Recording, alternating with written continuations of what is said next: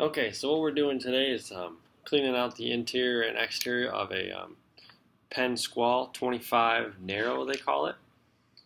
As you can see, I've already taken apart most of the reel here as just to help expedite the video. What we're going to be doing is just cleaning it out, getting it ready for storage. It's going to be going in and not going to be used for a while. If you have anything like that with any reels, saltwater application that you'd like to get cleaned up, this is a how-to and how to get them clean. As you can see, here it's fairly clean. A lot of good grease still here, all throughout a lot of the major moving parts. All very fluid still, which is good. More grease is better than less grease. If nothing else, it'll just create a barrier to prevent any salt from getting through. So the little bit of salt we do have here in a couple of the screw holes that tie the reel together, we'll get that stuff cleaned out of there.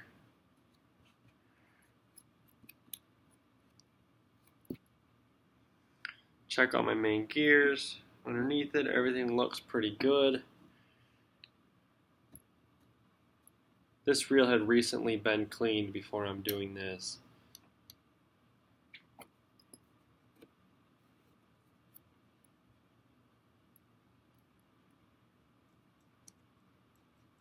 Just get every last little bit of salt you can find. Any little piece of salt will eventually manifest into a much larger problem if you let it just continue to get worse.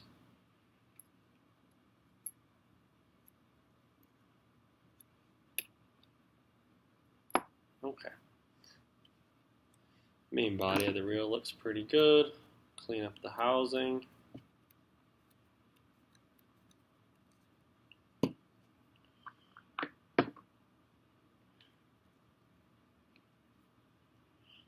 Now down in here, inside two of the screw holes here, through that one and through that one, we did have a bit of corrosion and they were tough to open up. So what I'm going to do is just put a little bit of this solution in there, being that I'm not going to be using the reel for a while. I'll put a little bit of this solution in there just to help loosen some of that stuff up as it sits and to prevent it from getting any worse. When I pull it back out of storage, I would advise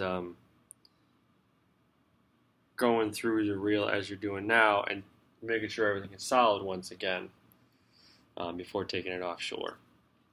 So we'll start with the back side of the reel, putting on the clicker faceplate. We'll get that one situated, sits on there like so, clicker down.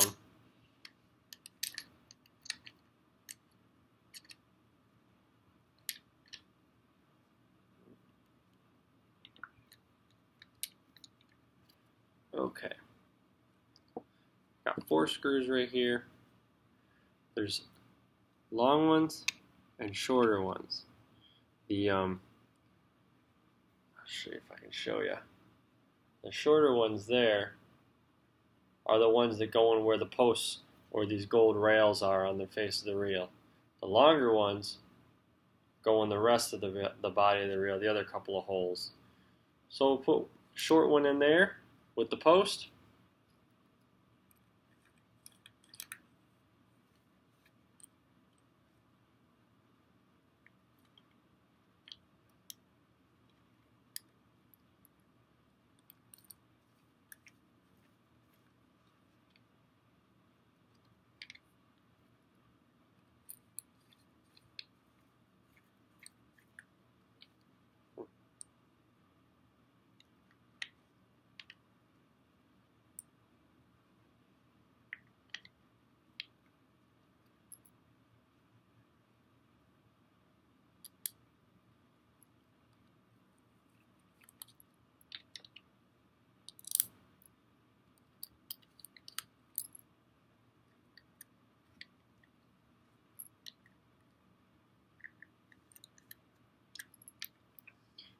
There's 2. Putting in the other one along this post line here.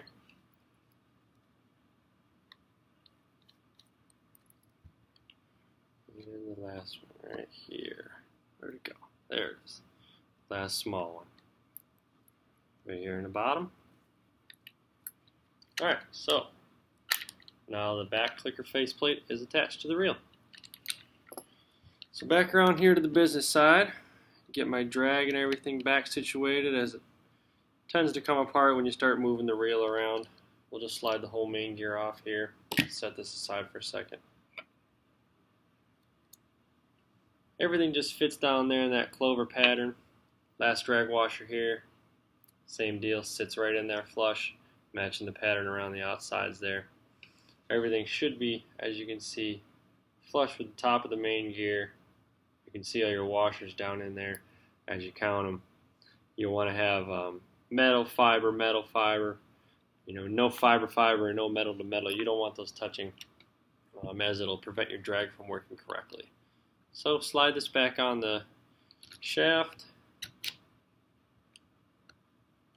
Line it up with the smaller gear that drives the reel, like so that it moves both gears when you move just the one with your finger. Now next, we have the faceplate.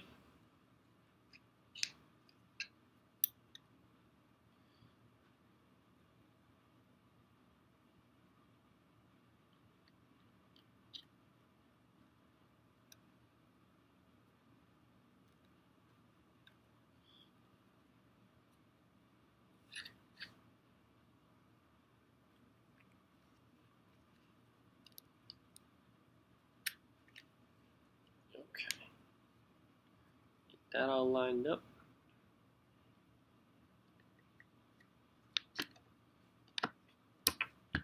Slide all that back together like so. Make sure everything aligns. You have to flip it from free spool to retrieve to get the reel to line up so that everything sits flush along this edge here. If not, I'll show you, I'll take it back apart. If not, it won't sit, it won't seat itself all the way down. It'll be a small gap there, as you can see. As soon as you flip that, it releases it and closes the gap for you. Now everything's nice and tight, and it'll reduce the amount of salt water that could potentially get into the reel.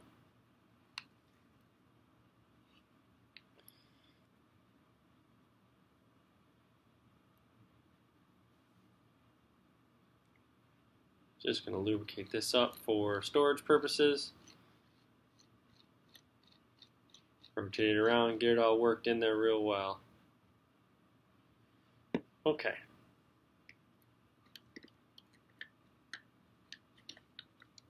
Alright. Then you have this big bearing here. Rides inside the housing against the crank here, just like so. Just going to go ahead and slide that right down the crank.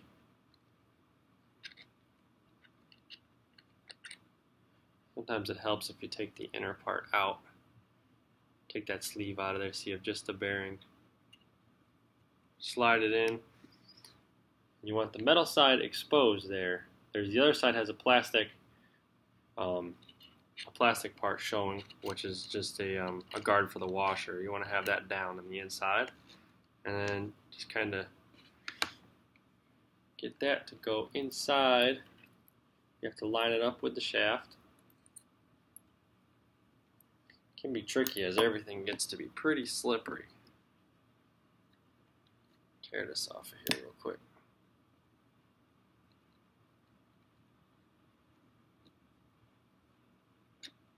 There we go. Has to line up there with a keyway. As you can see here, the flat spots. There's a flat spot in that the sleeve that sits inside between the shaft and this bearing here. So now that we have that, just go ahead and slide this back on like we originally had it. Don't forget to pop the lever back and forth to get it to line up.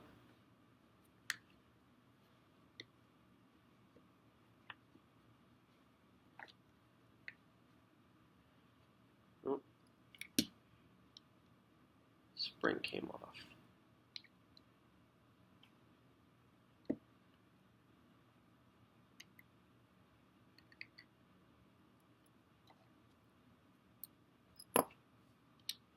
Alright. So we have everything back to square.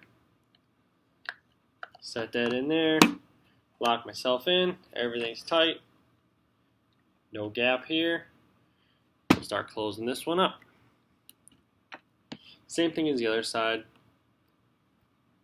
A few different size screws, just remembering where they go is the key. It was not crucial, but to do it right,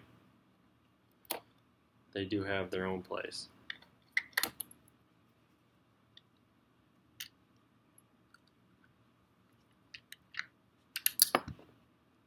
And again, these ones that had the oxidation in there, we're just going to lubricate those just while it's in storage to prevent anything from getting any worse, even though they have been cleaned out.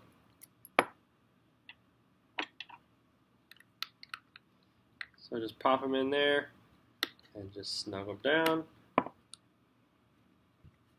Last one here goes right here.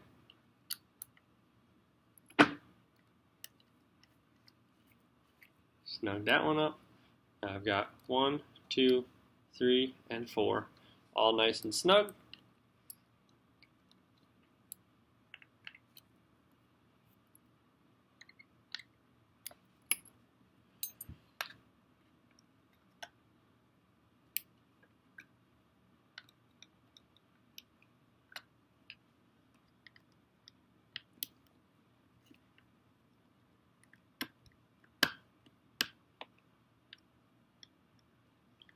Alright, last one.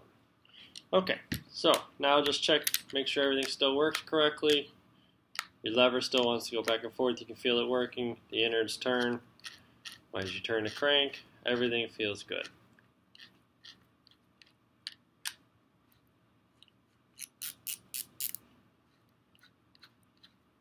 What I like to do to double check is just pop it on here real quick. And just turn the handle a few times. Make sure everything wants to move as it should. As long as that happens, you're in business.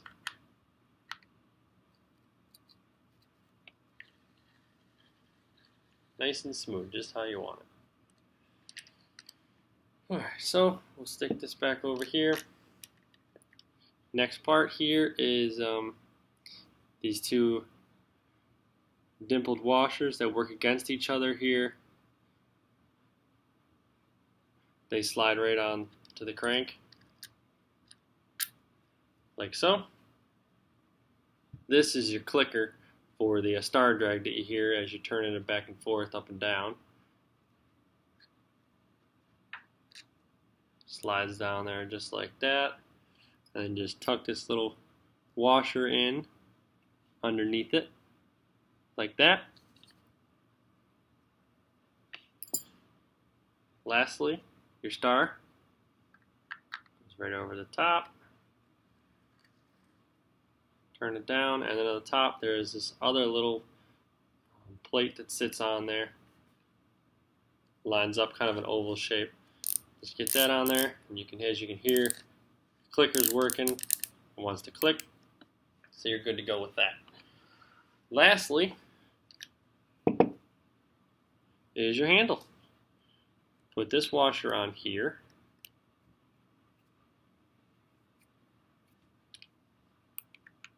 Then your handle. Add a little bit of lubricant to that to prevent any corrosion welding. So we have that sitting there.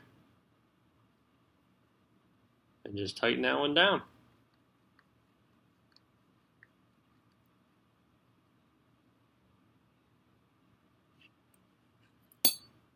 Using your reel tool that comes with every reel as you buy them new in the box. Just snug you up here.